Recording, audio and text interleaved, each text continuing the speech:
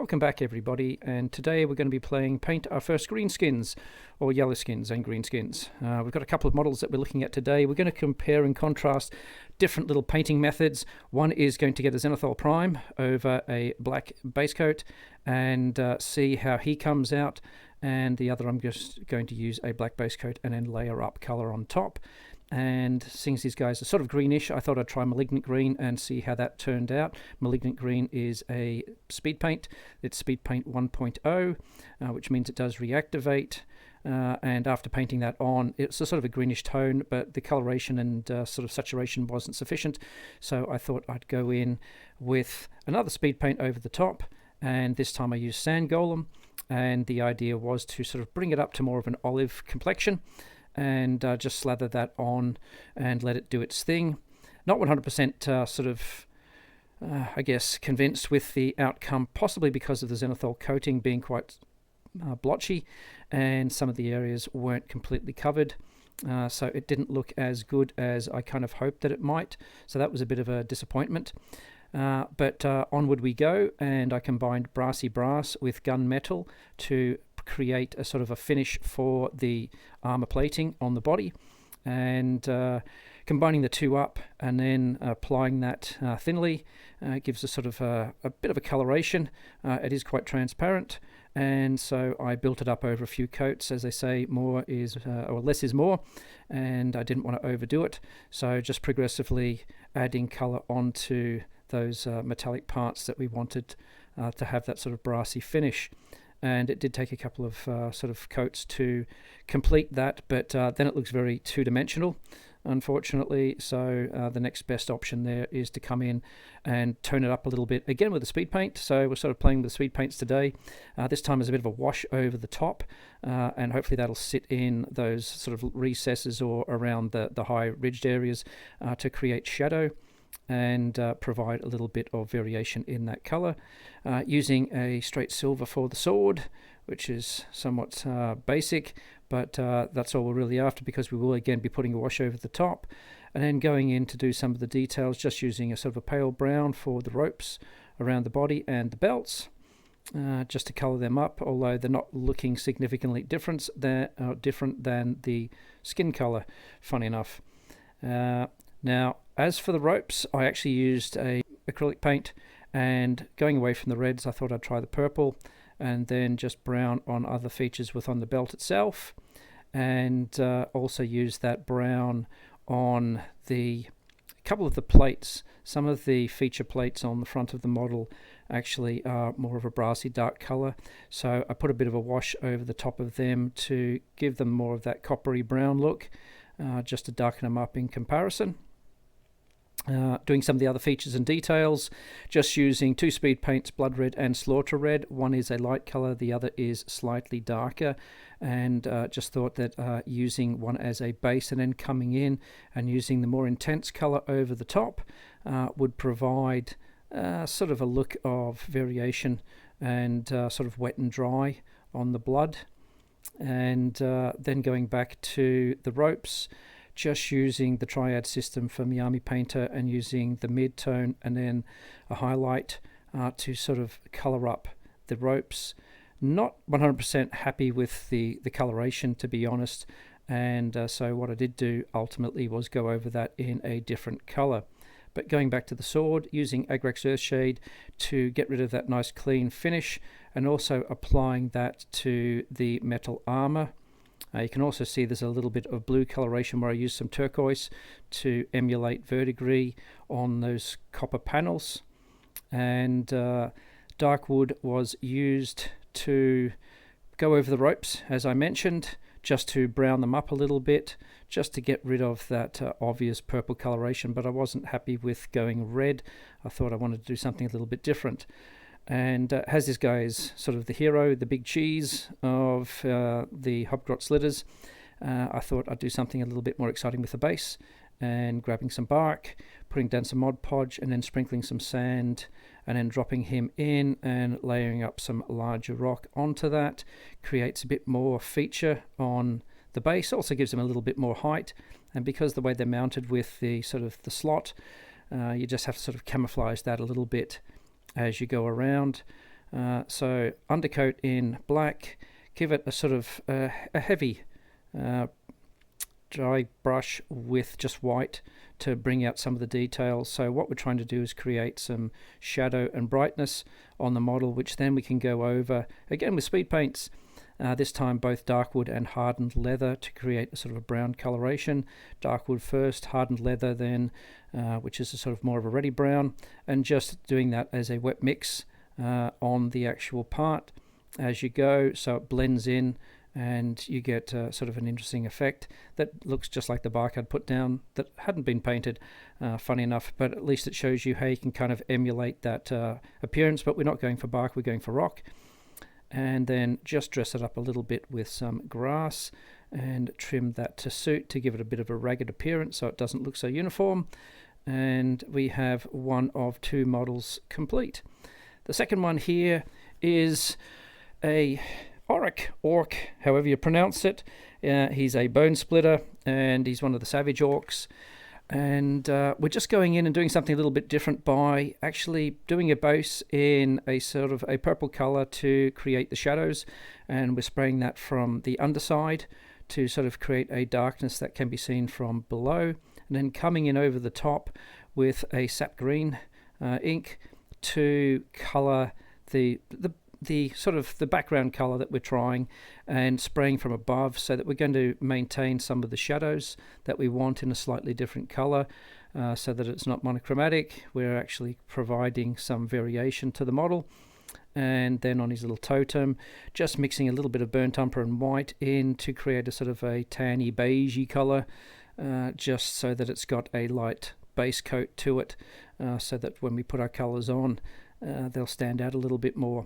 Now this process here, I thought we'll do something different using Citadel colors here, using Warflesh, which is apparently orc color, and just brushing that on, thinning it down a little bit first, and just putting an initial coat on sort of the large muscle bodies, the flat areas, and staying away from the recesses. What we're trying to do is just color up the model progressively, and starting with a reasonably dark color that is close to the sap green, but it's going to create a highlight. But this is only the first stage, and then we come back in and create a bit of texture using the same coloration, but instead of actually just having flat, by dabbing it on, we mottle that sort of coloration a little bit broader across the body. And now what we're going to come in and do is use Scarskink Green and mix that with our Warflesh to create a mid-tone. And from this point on, most of the work will be done with the sponge to create that sort of mottled texture, until we get to the final highlights, because you need to be a little bit more precise with your application. But you just progressively build up on that, on the areas that you need. And obviously it's up to you how many levels of paint you want to go in at, and how progressive you want your coloration to be. So just lightening it off even further by less of the Warflesh and more of the Scarskink Green to make it a little bit lighter and lighter, and then just dab on those very select high points where you want it to be just that little bit brighter, and create a little bit of texture as you go again, because we don't want it just to be a solid flat piece. And just layering in. The idea, obviously, not being too worried about transitions or anything, because we're going to put a wash, and by wash I mean using a speed paint over the top again, which will blend everything in and give it a sort of a more uniform appearance. So lucky last was Elysian Green for those very maximum highlights, so it's almost a yellow-green color, and we're just sort of dabbing that on, very dilute, just to create a sort of a bit of a wash that will color over some of the body and create some of those nice highlights that we're looking for. And once all that's dry, then we're going to go in with our speed paint and bring the whole thing together. And the ultimate goal is to create a very uniform looking greenish orc. To whether it's Citadel specific, not necessarily, but certainly it works. It's not too complicated to do, and the end result does have a nice pleasing green appearance to it. and just like all speed paints, just apply it as it's recommended, in that you do one part at a time and put it on quite liberally, and try and avoid tide lines and too much pooling, and see what sort of results you get. And it didn't come out too horrendous. It's got a little bit of a sheen, but that doesn't really matter too much. But you can see that all that irregularity that was built up there as we're doing the layers seems to have gone enough that it looks natural without being too artificial.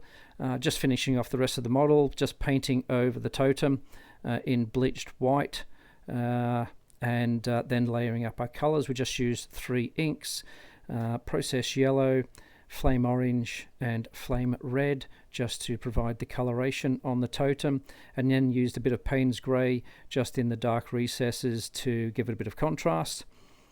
Finishing off the rest of the model, we just went in with charred brown on all of the leather, just to make it a bit of a contrast. And then from there we went in and created some highlights on the leather, sort of nix cuts, sort of edge chipping sort of thing on the parts, so that you can see some transition and variation. It just breaks it up and makes it look a little less uniform. And again, not worried too much about how irregular it looks, because as usual, going in with a speed paint over the top seems to be my go-to. This time using dark wood over the top to blend out what we've just put on, and that tends to create a more even transition on the parts, so it doesn't look as stark, which is great. Most of the sort of teeth, bones and everything were done in white, and then the other bits and pieces, such as the blades. The blades was done with using the black as the base coat, and then coming in with progressively lighter shades of grey. So there was 3 shades of grey dry brushed onto the blade to bring it up to a brightness. So just going progressively and slowly to create that nice sort of texture and colour on the blade, and that makes it look a bit more like the rock. And then unfortunately, apparently the new Nuln Oil is a bit shiny, which I've noticed when using it, so it's not optimal, but it gives it a nice sort of shiny look like obsidian, so I was kind of happy enough with the end result.